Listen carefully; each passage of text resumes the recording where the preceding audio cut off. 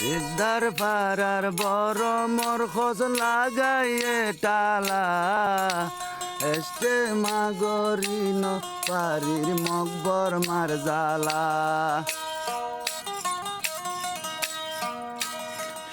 The words of Muhammad R, a Rohingya refugee, sung on location at a refugee camp in Bangladesh. He's one of several who wrote and recorded music about the genocide committed against them by the military government in Myanmar. They've lived on their land for thousands of years, but the Muslim Rohingya are now considered illegal immigrants in the Buddhist majority nation. And while much of the lyrics do deal with this tragedy, there is also hope amid the despair and the universal feeling of longing for love. Well, these songs were all recorded without overdub on a new album called Rohingya Refugees, Once We Had a Home. Well, joining me now from Naples, Italy, is a Grammy Award-winning producer and author Ian Brennan, who obviously produced this beautiful music. His latest book is called Missing Music, Voices from Where the Dirt Roads End. Ian, thank you so much for joining us. That music is just stirring. The importance of hearing from these Rohingya refugees in their own words, you know, these songs they wrote and performed. Tell us the messages that they wanted to share. Well, they wanted to talk about their experiences, which are horrific, and the patterns become very clear when you hear the same stories over and over again of abuse and sexual assault and murder and destruction of homes and even mosques, and being forced, do or die, to leave the country or be killed.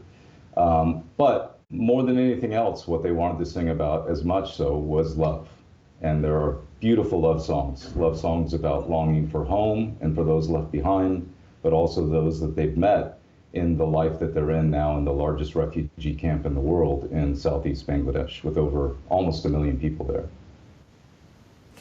That is truly extraordinary, considering the trauma they've endured and then the squalid conditions that they're living in. It is extraordinary, and love is a very powerful thing. And I think what we forget so often is that even in war-torn countries and even in places that maybe are identified as being dangerous or that there are terrorists, that the vast majority of citizens are terrorized by those same individuals. They are the victims, and they want nothing more than peace, nothing more than peace. And you said the miracle of a microphone is allowing us to hear the quietest singers who would otherwise remain almost inaudible. Explain to us the process of these refugees writing and then recording this music. Well, they have very little instrumentation available to them. They shared the same mandolin. They had two, but most of them shared the same mandolin.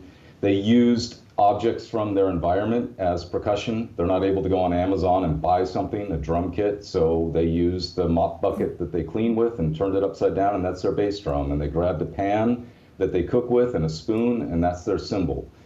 Yet with these means, the honesty and the directness of the music is anti-AI. It's music that's truly coming from the base of the human soul in the purest form, and the way music has always been made, born out of daily life and their experiences, and with no goal other than to share their voice. It's a very generous and courageous act for them to do that, and there's nothing more intimate than the human voice, the fingerprint of the human voice. And the quietest singers are the ones that we really should listen to most, the ones that are the most reluctant, the most shy, the most meek, the most humble. They often have the most to share.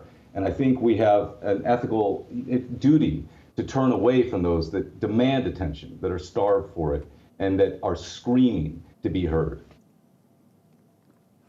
Ian, tell us the story that stood out most to you, and describe to us also the conditions that these almost 1 million Rohingya are living in. Well, the conditions are very dire. Many families, what the ration they're given a day is 8 cents a day for their entire family, yet an egg at the time we were there, a single chicken egg, cost 11 cents.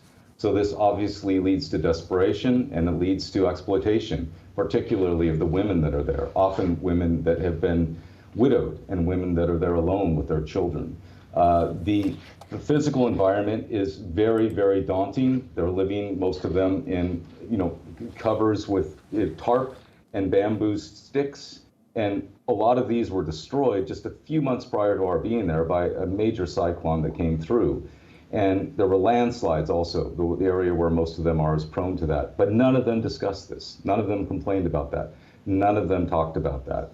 Instead, they were there to sing, and they were very happy to do so. But one of the most moving moments was a gentleman was speaking about his experience back home. He was sharing something with people he knew well that he'd never shared before. And I could not understand what was being said, but it was very clear that this was something very, very profound and emotional. And there's a moment as he's speaking, it was clear that something very emotional was already happening, but there's a moment where his voice just shifted and there was this flood of emotion. And at that moment, these men that were gathered, about 7 men, began to weep, all of them, as he was expressing this. And it was incredible to see, because these are individuals that in general would probably be described as stoic. And to see a group of men weeping anywhere in the world is fairly rare. But to see this moment was intimate. I felt, some shame as well and some guilt almost, because I was crying, but I turned away because, it's their pain. But it was so courageous of them to share this. And what he was discussing was so horrific, discussing how they had come and burned down his mosque and how he could no longer pray and how he felt that they stole his soul. The suffering and the trauma that these people have gone through, the murders, the babies thrown on the fire, the sexual violence that you speak about.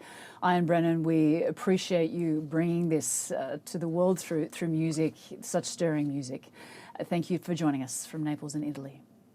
Thank you so much. Stay with CNN. We'll be back after this short break.